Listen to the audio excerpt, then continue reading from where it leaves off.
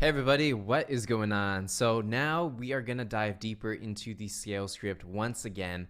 We already talked about rapport, agenda, pain, budget, authority, time, and we also talked about how you can pitch your product, service, or idea. So now we're going to implement how you can pitch your product or service and put it into the sales script. So there's two routes you can actually take at this point. One is you're closing the deal on the first call, which you may or may not do depending on how transactional your deal is. But if it's more complex, we're going to show you how to pitch your product or service and then schedule the next meeting, whether it's negotiations or presentations and whatever it is, and then we're going to go for the close.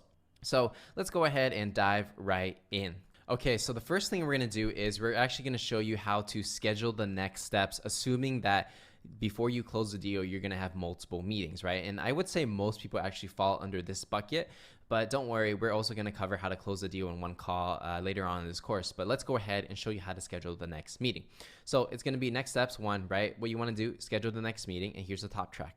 First, as you transition into this part of the sales process, you want to first summarize everything that you talked about so far and get the prospect to admit that they're having problems in their own words. So an example of that is, all right, Tim, so let me make sure I got everything, and feel free to correct me if I get anything wrong. Now, right now, you and your team is receiving over 10,000 job applications per month, but you're still reviewing and organizing each application manually. And your director is looking to solve this challenge by the end of the quarter and has even allocated a budget for $10,000 per month for this. Is that everything? And the prospect, assuming you covered everything, will say, yeah, that's everything. And in this situation, I'm selling an HR software, which I used to do when I worked at Oracle.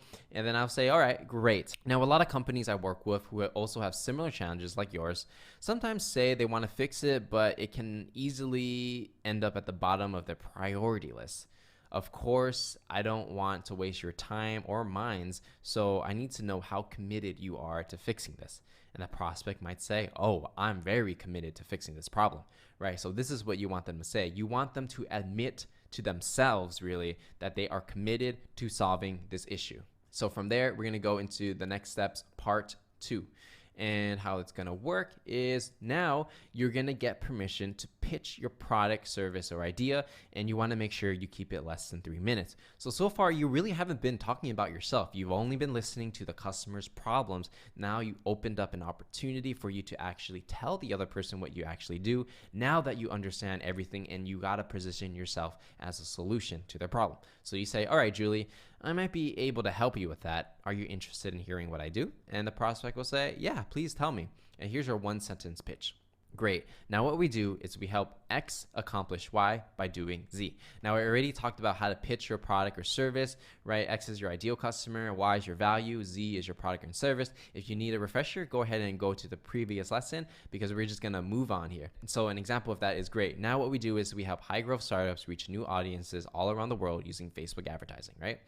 And then from there, what you want to do is you want to use the persuasion formula that we talked about, and then you want to tailor it towards your specific prospect's problem.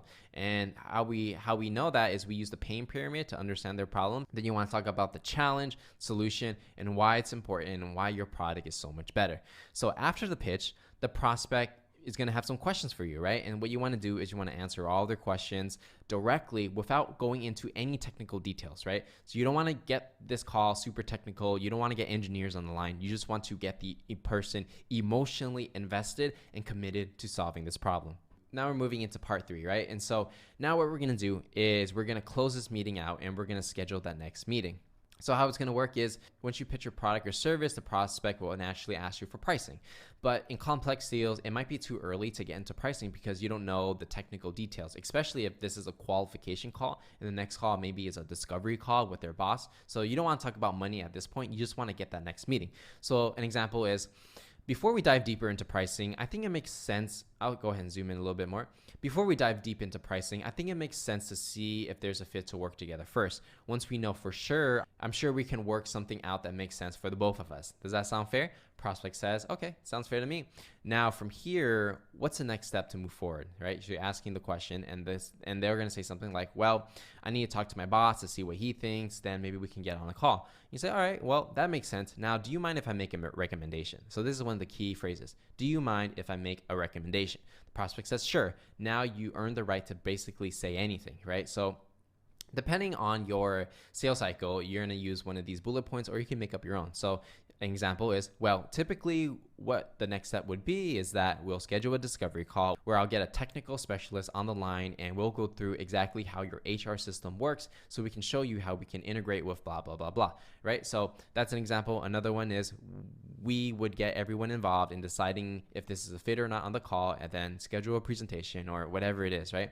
So I just gave a number of examples of situations that can happen in the future. It's obviously going to be specific for your product or service. So essentially all you got to remember is that you want this phrase. Okay, that makes sense. Now, do you mind if I make a recommendation? And whatever you feel is the right step in your sales cycle to move the customer forward, that's what you're going to say here.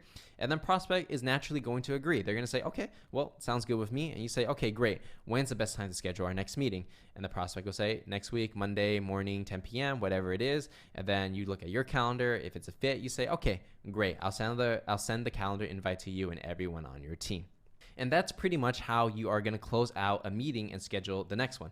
And so after you close it out, you hang up the phone, and then you want to make sure that you do the calendar invite. You send a follow-up email summarizing everything you talked about and reminding them on when you're going to meet again. And that's pretty much it, right? Very simple in how you can schedule that next meeting. So with that said, that's everything we got to cover when it's scheduling the next meeting, and I am going to see you guys in the next section.